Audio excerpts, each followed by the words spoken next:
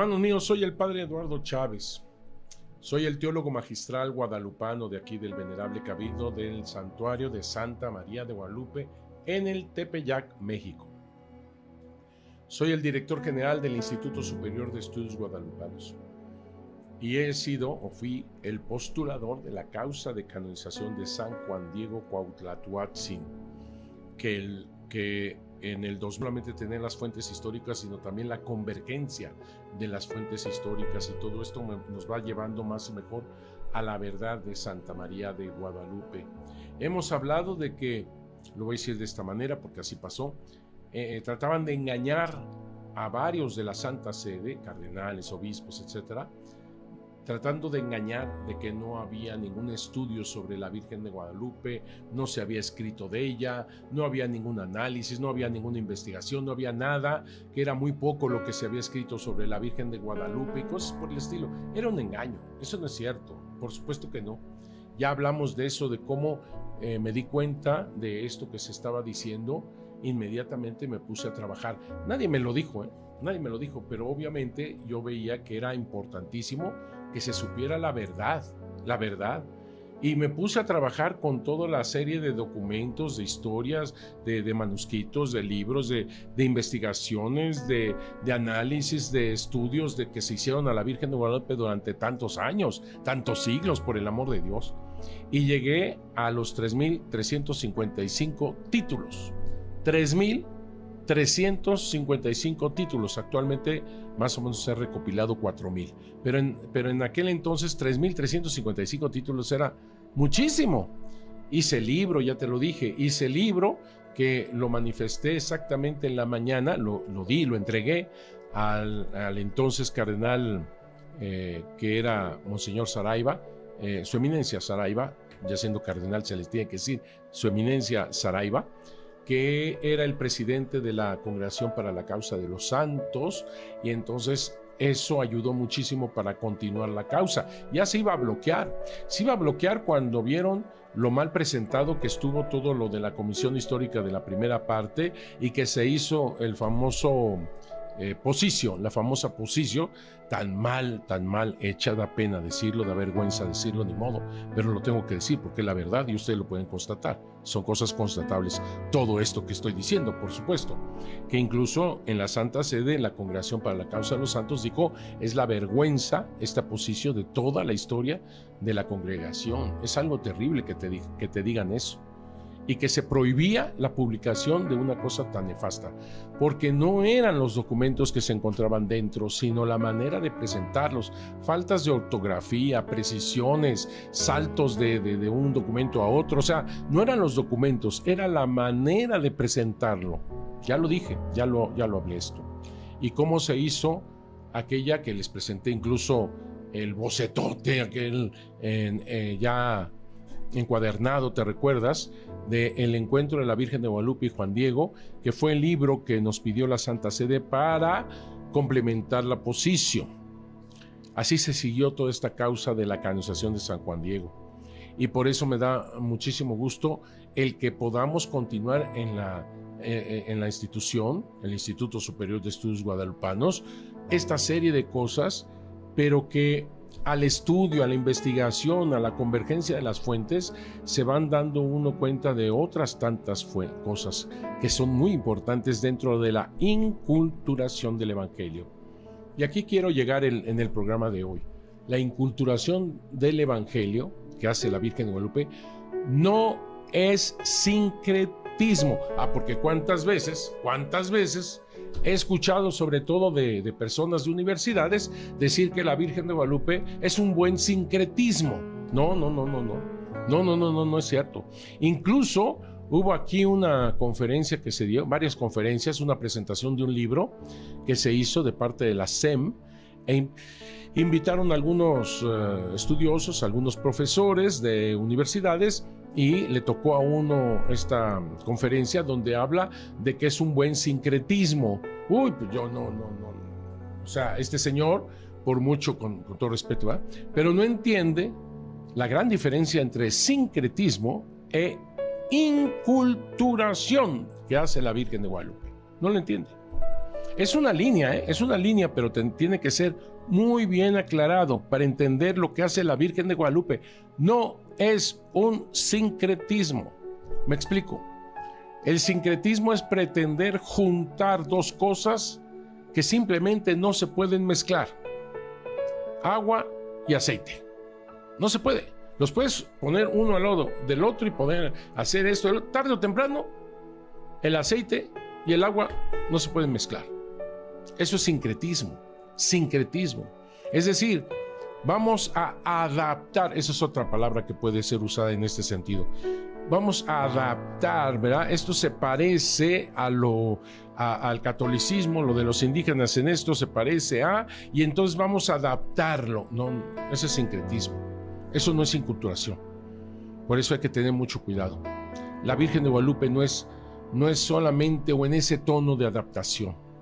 Vamos a ver qué cosas son parecidas y le damos, digamos así, un bautizo de agua bendita y más o menos la rescatamos para... No es así no es así. Por eso hay que entender bien lo que es inculturación para entender lo que hace la Virgen de Guadalupe.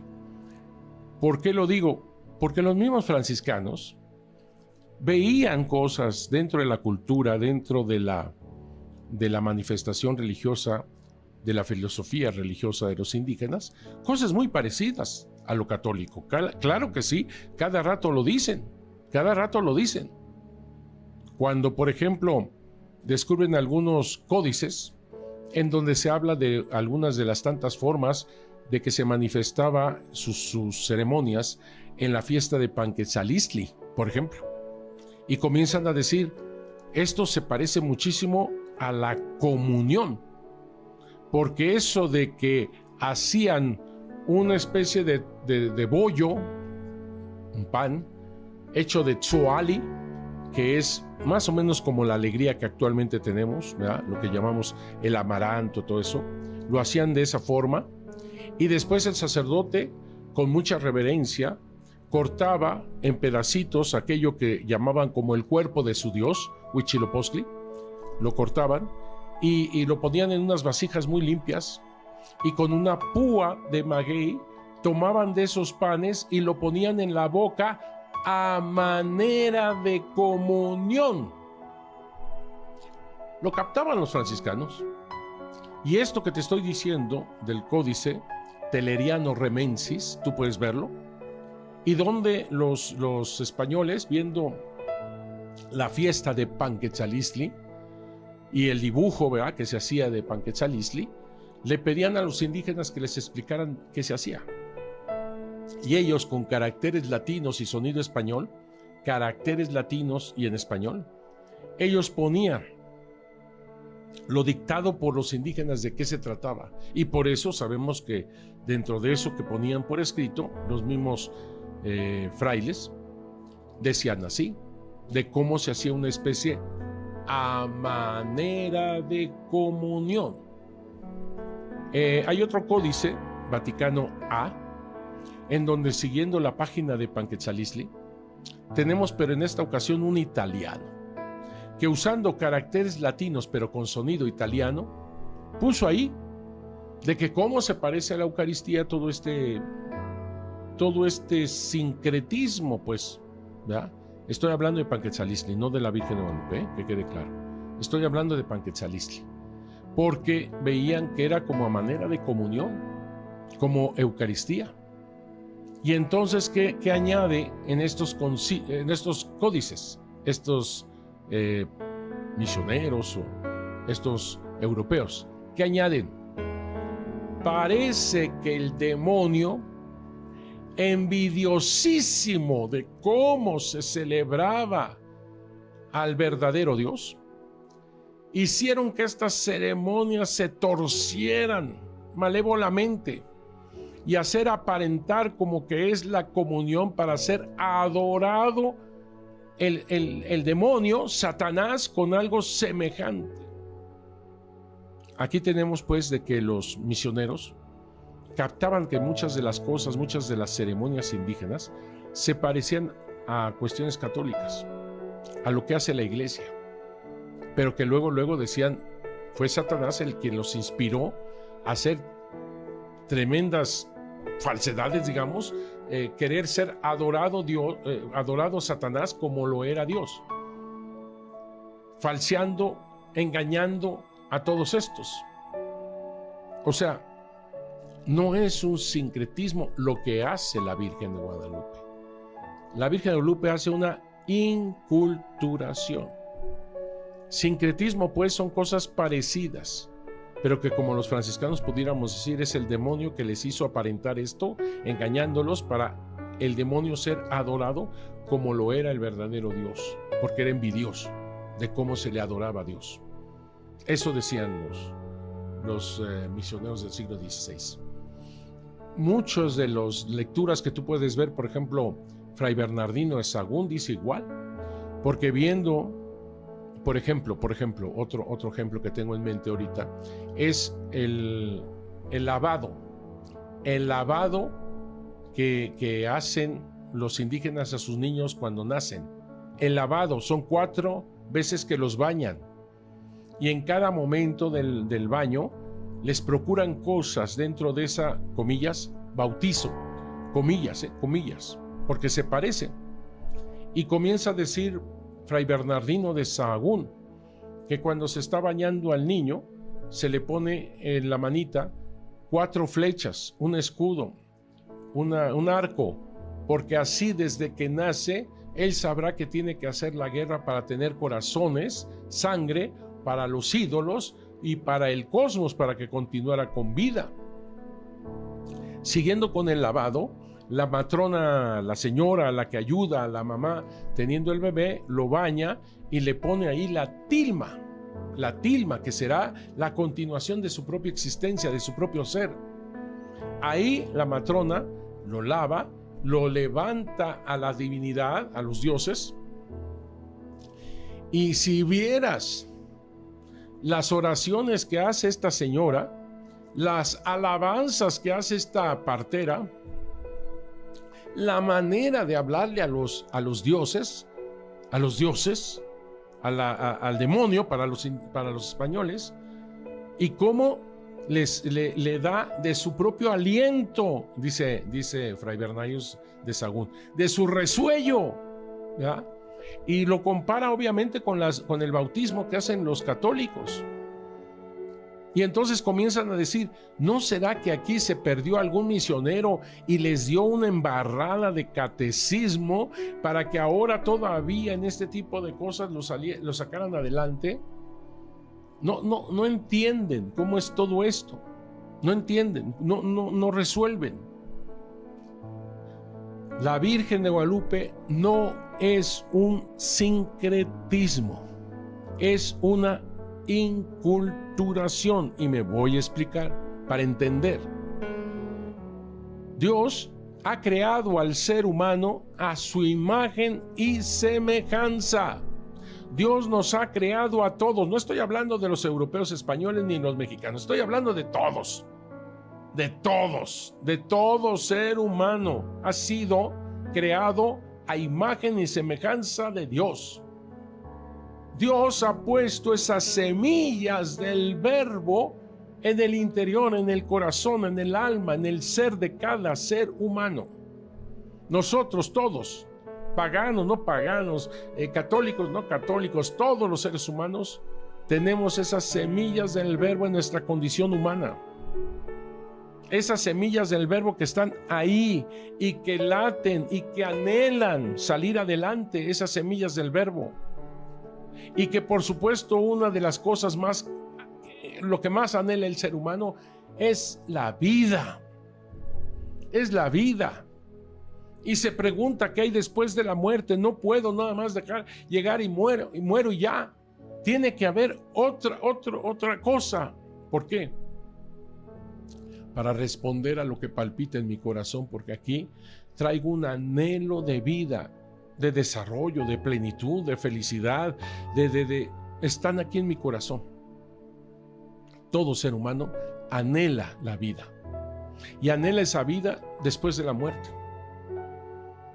Los indígenas habían creído que había, por ejemplo, otra vida no vida eterna, porque los indígenas no tenían concepto de eternidad, pero ese latido de su corazón, ese anhelo de su corazón, como todo ser humano, los hacía creer de que si tú combates en guerra florida, precisamente con esas flechas, ese escudo que se te dio desde niño, y que tú mueres en esas guerras floridas tratando de tomar el corazón y la sangre de las víctimas, que es lo más vital y lo que puede provocar la vida de todos estos ídolos y del mismo cosmos, y por ende seguir vivos toda la comunidad, porque de eso se trataba, de que el cosmos continuara con vida para que todos sigamos vivos. Otra vez el anhelo de vida, el anhelo de vida, el anhelo de vida, que no me voy a cansar, porque está en el corazón. Estas semillas del verbo están en el corazón desde que Dios te creó a su imagen y semejanza, porque tú sabes, entiendes, estás, bueno, no sé si sepas o entiendas, pero captas, intuyes de que no estás hecho para la muerte, sino tiene que haber algo más. Y entonces los indígenas decían: si mueres en guerra florida, tratando de darle vida al cosmos y a los dioses, y por ende a tu pueblo, tú vas a ser custodio. Después, en la otra vida, vas a ser custodio del sol. 4 años. Después tu ser se va a disolver con el universo. 4 años. No tenían concepto de vida eterna. Si tú, mamá, mueres en el parto, porque te comportaste como guerrera, te comportaste varonilmente, quisiste la vida de tu hijo, y por eso tú misma te mueres en ese parto, en ese momento, por dar la vida, tú vas a ser también custodio del sol, del cenit hasta el atardecer. Así que los soldados muertos en guerra florida eran custodios del sol desde el amanecer hasta el cenit, y del cenit al atardecer eran las mujeres muertas en parto. Había otra idea, porque esto es filosofía, esto es como ese palpitar te lleva en tu cerebro a estos conceptos, a pensar en esto, de que si tú mueres por cuestiones de agua, vas a encontrarte en la otra vida el paraíso de Tlaloc, dios del agua. Y entonces, entre flores, ríos, mariposas, etcétera, vas a vivir 4 años. Después, igual, tu ser se va con todo el universo, se colapsa, digamos así, con todo el universo. Eso era lo que, hasta ahí llegaron. Los indígenas no tienen concepto de vida eterna. No tienen conceptos, por ejemplo, de amor al prójimo, especialmente a los enemigos. No tienen ese tipo de conceptos. Pero acá en su corazón está ese anhelo de vida, ese anhelo de vida. ¿Qué va a haber después? Solamente Jesucristo trae la respuesta. Solamente aquel que ha destruido el pecado y la muerte trae la respuesta. Solamente Jesucristo, el verdaderísimo Dios por quien se vive, como se declara la Virgen de Guadalupe que es, Madre del verdaderísimo Dios por quien se vive, es la respuesta en una vida eterna que Él te da. Y no por una guerra florida, sino como un comportamiento, vamos a llamarle así, una guerra para contigo mismo, para que destruyas todo lo que sea en contra de Dios, para que de tu vida se grite desde el corazón que el que puede palpitar en ese corazón es Jesús, el que da la vida, camino, verdad y vida. Solo Jesús. Y entonces, ¿qué hace la Virgen de Guadalupe? Ella es capaz de poner al verdaderísimo Dios por quien se vive en tu corazón. Esa es inculturación. Lo voy a decir de otra manera para entendernos más. Ella sabe tomar esas semillas del verbo que están plantadas en tu corazón. Ella sabe quitar la basura, lo que contamina, la mentira, el engaño, la traición, todo eso. Ella sabe tomar esas semillas del verbo que ya Dios depositó en tu corazón y llevarlas en la plenitud de Él. Camino, verdad y vida. No es un sincretismo nada más de adaptar o de poner junto con, no, sino que te llega, lleva hasta las entrañas y toma el anhelo de vida, el anhelo de tierra prometida, el anhelo de felicidad, el anhelo de plenitud, el anhelo de una vida plena, total, eterna. Y eso solamente es aquel que es el camino, la verdad y la vida, que es lo que María Santísima de Guadalupe deposita en tu corazón o te lleva a Él en plenitud. Inculturación. Ahora entendemos que esas cosas semejantes, que esas cosas que se parecen tanto y que han surgido de esa filosofía religiosa, de esa experiencia religiosa, es el palpitar de ese corazón que anda buscando cómo salir con esa luz de eternidad, pero en medio de las tinieblas de la idolatría se pierde en el camino y empieza a inventar en las cosas que se ven, como son las criaturas, como si fuesen dioses. El sol, la luna, las estrellas, y no capta que esas son criaturas. La Virgen de Guadalupe te lleva al verdaderísimo Dios por quien se vive. Inculturación. No está adaptando, está tomando y llevando a la plenitud en Jesucristo nuestro Señor. ¿Qué diferencia con el sincretismo, verdad? La Virgen de Guadalupe hace una perfecta inculturación, tomando el anhelo de vida. Te voy a dar un ejemplo, que todos los ejemplos cojean, de una vez te lo digo, todos los ejemplos quedan mal, pero ayudan, a veces ayudan a acercarse. Es un ejemplo, un frijolito, una semilla, un frijolito. Tiene todas las potencias ahí dentro para crecer, desarrollarse, multiplicarse. Ahí están, en esa semillita, insignificante. ¿Qué falta? ¿Qué falta para que surja todo eso que está allá adentro? Agua y luz del sol, calor del sol. Agua y la luz. Agua. Tú ponle a esa semillita agua y el sol y verás cómo empieza a germinar y a sacar todo el potencial que lleva dentro. La Virgen de Guadalupe no es el agua. No es la luz del sol, es Jesús, el verdadero sol que viene de lo alto, el agua viva, es Jesús. Pero es ella quien coloca esa agua y ese sol para que surja todo eso que está en el interior, dándote toda esa energía que viene del sol y del agua. Es un ejemplo para entender.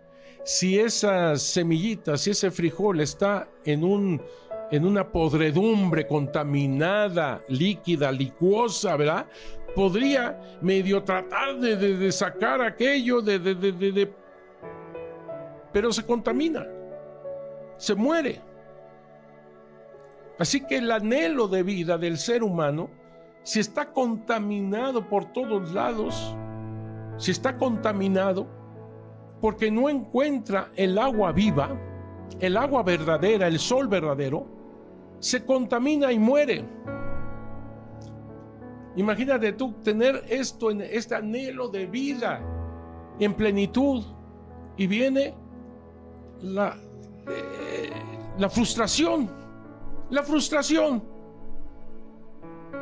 Por eso los mismos indígenas, los grandes sabios, que estaban tratando de explicarse todo esto de Dios, etcétera, desde su corazón, desde la razón, comienzan a sentirse defraudados, máxime cuando se da la conquista, muerte por la viruela, la esclavitud, todo lo que sucedió, a lo que se sumergió todos los indígenas. Y dice Miguel León Portilla, y lo dice bien, que incluso los más altos pensadores indígenas ya desconfiaban de que hubiese algo después de la muerte. Si bien decían que aquel guerrero que había dado su vida en Guerra Florida 4 años iba a ser custodio del sol, que la madre muerta en parto iba a ser también custodio del sol, si ahogándose o cuestiones del agua iban a tener supuestamente un paraíso de Tlaloc. Aún eso, los grandes pensadores comenzaban a dudar de que eso pudiera existir. Hay una frustración una frustración que no puede encontrarse la respuesta, sino solamente en aquel que vive. El verdaderísimo Dios por quien se vive. Ahora entendemos la presentación que hace la Virgen de Guadalupe ante Juan Diego. Yo soy María, la madre del verdaderísimo Dios por quien se vive. Yo soy María, el dueño de la cercanía, de la inmediación, nada se le escapa. Yo soy María, la madre del dueño del cielo y de la tierra. Qué manera de presentarse, manifestándole al indígena recién convertido, recién bautizado y que iba al catecismo, se estaba formando, de que estaba hablando nada menos que con la Madre de Dios, del dueño del cielo y de la tierra, del verdaderísimo Dios por quien se vive. Y cuando Juan Diego está angustiado porque se está a punto de morir su tío Juan Bernardino, se lo vuelve a recordar la Virgen de Guadalupe. ¿Acaso no estoy yo aquí, que tengo el honor y la dicha de ser tu madre? Le vuelve a recordar que ella, la Madre de Dios, es nuestra madre. ¿Acaso no estoy yo aquí, que soy tu protección, tu resguardo? ¿Acaso no estoy yo aquí, que soy la fuente de tu salud, la fuente de tu alegría? ¿No estás acaso en el hueco de mi manto, en el cruce de mis brazos? Ella con ello no hace un sincretismo, hace una inculturación. ¿Acaso no estás en el hueco de mi manto, en el cruce de mis brazos? Ella te pone en sus entrañas. Hueco de mi manto es lo que quiere decir. Ella te pone hasta lo profundo de sus entrañas. ¿Y quién crees que está en sus entrañas sino aquel que es el verdaderísimo Dios por quien se vive? Una mujer que está esperando, una mujer de esperanza, una mujer de adviento, una mujer que tiene en su inmaculado vientre nada menos que al verdaderísimo Dios por quien se vive, y a ti con esa frase, en el hueco de mi manto, en el cruce de mis brazos, te está colocando en Jesús. Esa es la inculturación. Esa es la inculturación. No es un sincretismo, no es una adaptación, no es un tratar de juntar. Ella toma lo valioso, lo grande, lo maravilloso que ya Dios sembró en tu corazón, las semillas del verbo, y las lleva en plenitud en aquel que es el camino, la verdad y la vida. Es algo maravilloso lo que hace la Virgen de Guadalupe en esa perfecta inculturación, como lo declaró nada menos que San Juan Pablo II. La Virgen de Guadalupe es el modelo de evangelización perfectamente inculturada. ¿Y qué no será la evangelización sino Jesucristo nuestro Señor, que es el Emmanuel, el Dios en medio de nosotros, la encarnación del Verbo, que hizo el bien y estaba viviendo haciendo el bien, y cuando padeció por nosotros, murió por nosotros, resucitó por nosotros? Él es quien te da la vida eterna. No se pierdan la próxima temporada de estos podcasts, donde voy a hablar nada menos, vamos a comenzar de muchos documentos que nos van a señalar el por qué la Virgen de Guadalupe desapareció del 9 al 12 de diciembre de 1531, como aquí lo puedes leer en mi libro Panquetzalistli. Pascua Florida, clave de la inculturación de Santa María de Guadalupe. Vamos a hablar de esto, y de una vez lo digo, ella no toma Panquetzalistli. Ella toma precisamente el anhelo de vida que se da fuertemente en ese momento. No te puedes perder el próximo podcast, la próxima temporada. Que Dios los bendiga mucho, cuídense mucho y nos vemos aquí.